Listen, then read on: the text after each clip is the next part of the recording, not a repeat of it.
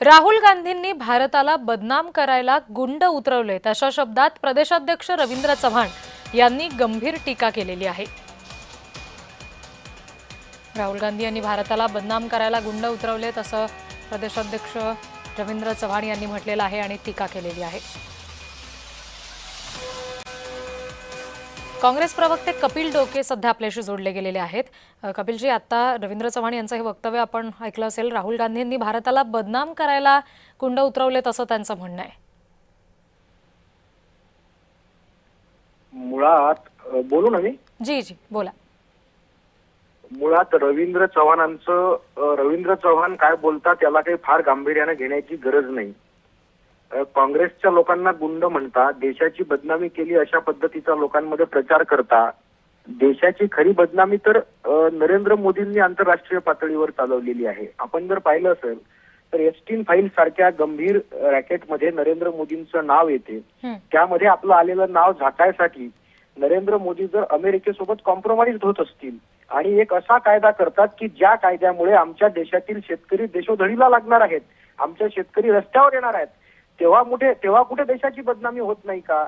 अनेक ठिकाणी आंतरराष्ट्रीय पातळीवर आपल्या देशाची इज्जत घालवण्याचं काम नरेंद्र मोदी आणि भाजपच्या या लोकांनी केलेलं आहे। आणि आज मात्र ज्यावेळी आमचे युवक काँग्रेसचे सगळे सहकारी त्या आंतरराष्ट्रीय दर्जाच्या AI समिटमध्ये गेले आणि आमचा PM कॉम्प्रोमाइज्ड आहे हे देशाला दाखवून देण्याचं काम केलं। आता AI समिटमध्ये काय फक्त चांगल्या गोष्टी करायचा ठेका भाजपवाल्यांनी घेतलाय का? आपल्या देशाची वास्तविकता सुद्धा इतर देशांना कळली पाहिजे।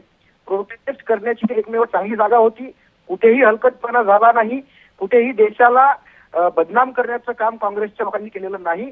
आमचा PM कॉम्प्रोमाइज्ड आहे, आमचा PM, आमचा पंतप्रधान हा आमच्या देशाची इज्जत घालवतो आहे हे त्या समिटमध्ये युवक काँग्रेसच्या ज्या सहकाऱ्यांनी दाखवून दिलं।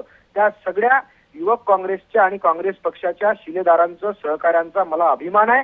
काँग्रेस पक्ष त्यांच्या पाठीशी ठामपणे उभा आहे आणि खरोखरच नरेंद्र मोदी हे कॉम्प्रोमाइज PM आहेत हे AI समिटच्या माध्यमातून आता सगळ्या देशाला कळलं असेल।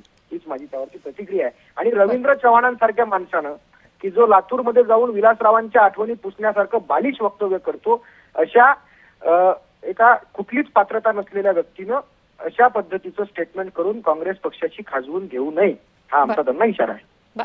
कपिलजी, धन्यवाद। आपण जय महाराष्ट्राशी या संवादात बोललात यासाठी। आपण बघितलं, प्रदेशाध्यक्ष रवींद्र चव्हाण यांनी ही गंभीर टीका केलेली आहे राहुल गांधी यांच्या संदर्भात। मात्र काँग्रेसकडून या सगळ्यावरून रवींद्र चव्हाण यांच्या संदर्भात आता तितक्याच तीव्र शब्दामध्ये उत्तर दिलं गेलेलं आहे। नुकतंच आपण प्रवक्त्यांशी सुद्धा बोललो। भारताच्या प्रतिमेला जागतिक स्तरावर बदनाम करण्याचा हा प्रयत्न आहे आणि या सगळ्या संदर्भात राहुल गांधींवर रवींद्र चव्हाणांनी टीका केलेली आहे या शब्दात।